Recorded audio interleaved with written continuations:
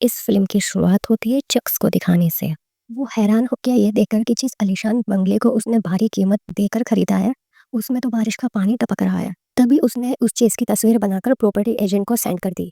इसके बाद वो अपनी वाइफ मारिया के स्टूडियो में गया, ये चेक करने कहीं वहाँ भी तो बारिश का पानी टपक नहीं रहा। उसकी वाइफ मारिया एक फैशन डिज़ाइनर है और इस टाइम वो लाइव सेशन कर रही थी और अपने एक्सपीरियंस शेयर कर रही थी। खुशकिस्मती से उसका स्टूडियो सूखा हुआ था।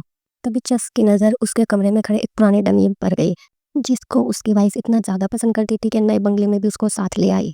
चक्स बंगले के बाहर गया ये चेक करने के लिए कहीं बाहर भी तो कोई पानी नहीं टपक रहा। तभी उसका पड़ोसी चक्स के पास आया।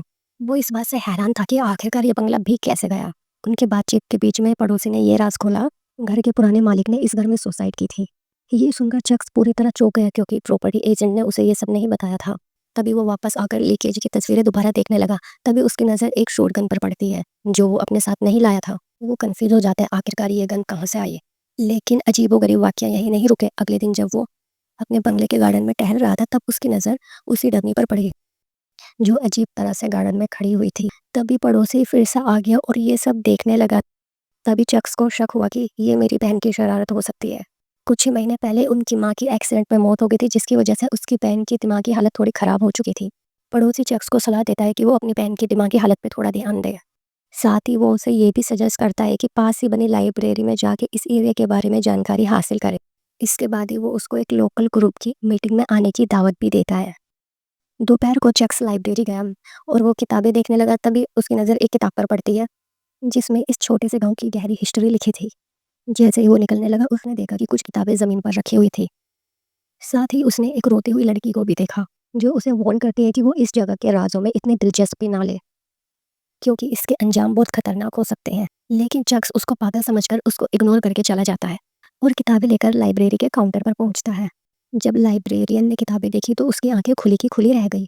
उसने तभी शख्स को वार्न किया कि वो इस खास जगह की तलाश ना करे, क्योंकि अब तक कोई भी वहां तक नहीं पहुंच पाया। शख्स बताता है कि मैंने ऐसा कुछ नहीं सोचा, मैं तो बस हिस्ट्री को समझना चाहता हूँ। साथ ही वो जमीन पर रखी किताबों के बारे में भी बताता है और रोती हुई लड़की के बारे में भी। लाइब्रेरियन अचानक सीरियस हो गया और वो तभी वहां से निकल जाता है। चक्स भी चुपचाप घर लौट आता है। घर लौटकर चक्स ने किताबें पढ़ना शुरू किया, जो 1980 की एक खुफिया कॉन्फ्रेंस से जुड़ी हुई है। तभी अचानक डोरबेल बजी। दरवाजे के बाहर उसके एक स्टूडेंट खड़ी थी, जो म्यूजिक क्लास लेने आई थी। चक्स एक म्यूजिक टीचर था, जो आज उसकी स्टूडेंट पहली बार म्यूजिक सीखने आई थी। तब चक्स किचन में पानी लेने के लिए चला गया। तभी म्यूजिक की आवाज़ पूरे घर में गूंजने लगी। ऐसा लग रहा था जैसे किसी प्रोफेशनल इंसान की परफॉर्मेंस हो। चक्स शॉक्ड रह गया, क्योंकि जब उसने पलट कर देखा तो उसकी स्टूडेंट तो किचन के बाहर खड़ी थी। ये देखकर दोनों काफ़ी हैरान हो जाते हैं। चक्स जब वापस पियानो की तरफ आता है तो सब कुछ शांत हो चुका था और वो औरत नहीं मिली जिसके बारे में स्टूडेंट ने बताया था। ये देखकर वो काफ़ी डर जाती है, फौरन वहां से भाग जाती है। रात में शख्स अकेला था, क्योंकि उसकी वाइफ ऑफिस के काम की वजह से घर से बाहर गई थी। इसलिए वो पड़ोसी की बताई हुई गार्डन क्लब की मीटिंग अटेंड करने चला जाता है। वहाँ बहुत ही सेंसिटिव टॉपिक पर बात चल रही थी, जिसे आमतौर पर इस गांव के लोग छूना भी पसंद नहीं करते। इस मीटिंग में सिर्फ 6 लोग थे। शख्स नोटिस करता है कि यहाँ लाइब्रेरी में काम करने वाला आदमी भी आया हुआ है। वहाँ बैठी एक लड़की, जिसका नाम हेलन फोस्टर था, उस बारे में बात कर रही थी, जिसने हाल ही में सुसाइड करने की कोशिश करी थी। लाइब्रेरियन बताता है कि मुझे ये सब 1980 में होने वाले उस हादसे की याद दिला रहा है, जब एक औरत हेलन ने अपनी जान ली थी। उसकी बेटी को स्कूल में लगातार परेशान किया जा रहा था। कोई उसकी मदद को कभी आगे नहीं आया। तभी इस वजह से दुख में हेलन ने खुद को ही अपने घर में गोली मार ली। उसके बाद ही इस गांव में हर साल एक मिस्टीरियस सुसाइड होती है। लोगों का मानना है कि ये सब हेलन की आत्मा की वजह से हो रहा है। उनका मानना था कि हेलन का घर, जो अब कोई भी नहीं ढूंढ पा रहा है, जब तक उसका सच सामने नहीं आ जाता, ये सब थमने वाला नहीं है। मीटिंग धीरे धीरे डरावनी होती जा रही थी, इसलिए इसे खत्म कर दिया गया।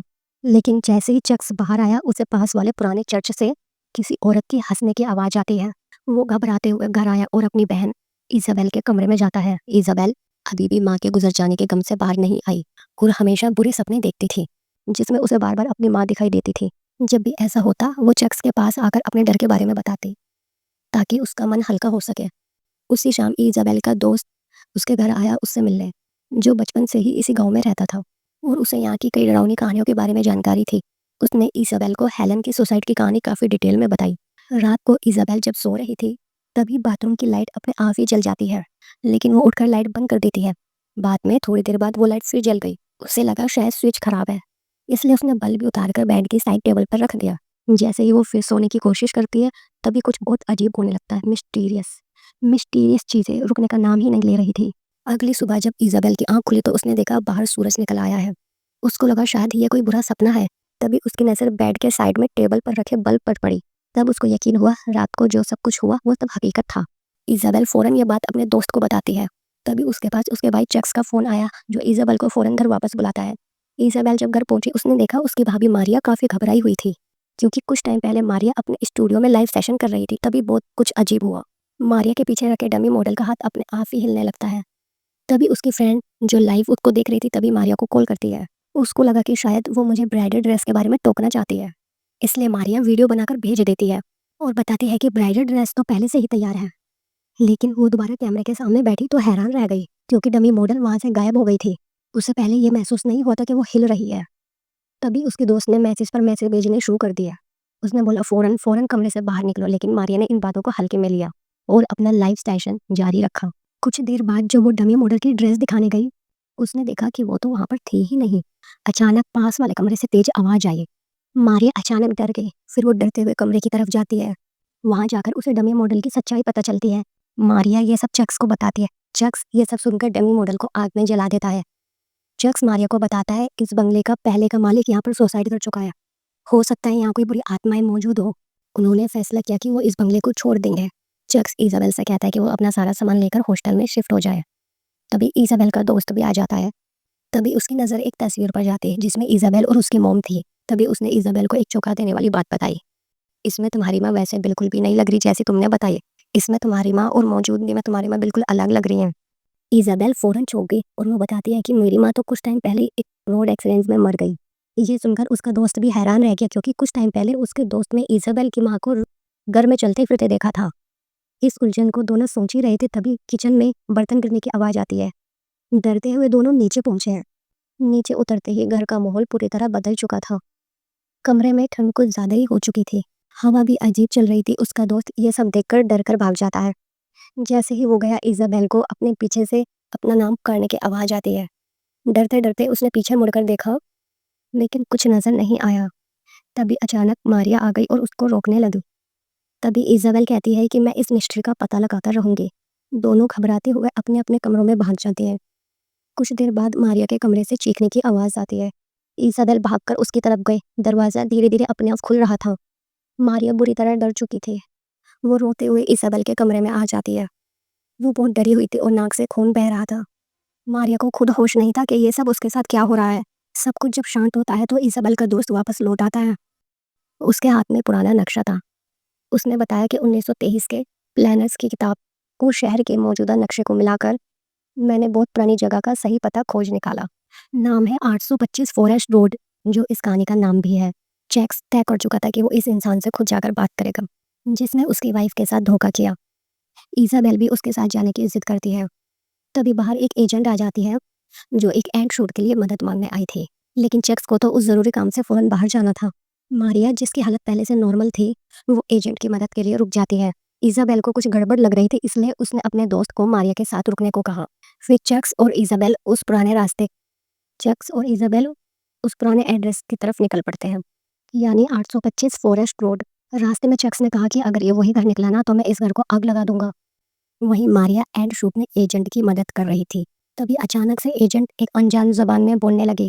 दूसरी तरफ चक्स और इज़ाबेल एक घने जंगल से गुजरकर एक खंडर वाले घर में पहुंच चुके। खिड़की तोड़कर वो अंदर आ गए और नंबर जैसे निशानी को ढूंढने लगे। इज़ाबेल धीरे धीरे ऊपर वाली मंजिल पर गई और देखती है कि ये हवेली तो अंदर से बिल्कुल चक्स के घर जैसी है। तभी कोई परछाई उसके पीछे से गुजरती है। मारिया जो घर पर थी अचानक 1980 के किस्से की बातें करने लगी। कहती है मेरी बेटी को स्कूल में बुरी तरह तंग किया गया था। उसने कई बार लोगों से मदद मांगी, लेकिन किसी ने उसकी मदद नहीं करी। असल में उस औरत की आत्मा जिसने सुसाइड किया था, यानी हेलन, उसने पूरी तरह मारिया की बॉडी पर कब्जा कर लिया था। दूसरी तरफ चक्स को जमीन के नीचे एक लकड़ी का बॉक्स मिला। उस बॉक्स में बहुत सारे लेटर्स थे जो स्कूल को लिखे गए थे। ये सारे खत एक ही औरत ने लिखे थे, लेकिन सब वापस लौट कर आ गए थे। उसके घर का पता भी लेटर पर लिखा हुआ था। चक्स को एहसास होता है पहले वाले घर का एड्रेस, यानी उस औरत के घर का, और इस घर का एड्रेस 825 फॉरेस्ट रोड एक ही जगह है। यानी यही वजह थी जो वो आत्मा इस घर में आती थी, क्योंकि ये घर कभी उसका हुआ करता था। चक्स डरता हुआ ऊपर गया इज़ाबेल को लेने के लिए, क्योंकि उन्हें फौरन यहाँ से निकलना था। लेकिन इज़ाबेल एक जगह चुपचाप खड़ी हुई थी। दूसरी तरफ इज़ाबेल के दोस्त को यकीन हो गया था कि मारिया में कुछ अजीब हो रहा है। उसने जानबूझकर उससे उसकी बेटी का नाम पूछा। अचानक मारिया ज़ोर से चीखने लगी और पागलों की तरह हंसने लगती है। कुछ देर बाद सब कुछ शांत हो जाता है। इज़ाबेल के दोस्त को लगा कि आत्मा जा चुकी है और दूसरी तरफ इज़ाबेल की आंखें हैरानी से खुली की खुली रह गई। एक इनविजिबल हाथ ने उसके कंधों को मजबूती से पकड़ लिया था। शख्स ने यह देखा तो भागकर उसकी तरफ बढ़ा। जल्दी से इज़ाबेल को बचाने की कोशिश की, लेकिन अचानक किसी इनविजिबल ताकत ने दोनों को कमरे के अंदर खींच लिया। हमें पता चलता है कि उस औरत की आत्मा यानी हेलन की आत्मा ने इज़ाबेल और शख्स को भी अपना शिकार बना लिया और उन दोनों को मार डाला। ऐसा वो उस टाउन के लोगों से बदला लेने के लिए कर रही है, क्योंकि उस टाइम टाउन वालों ने ही उसकी मदद नहीं करी थी। चाहे कोई बेकसूर ही क्यों ना हो, जो भी टाउन में आता है हेलन सबको अलग अलग तरीके से मार देती है।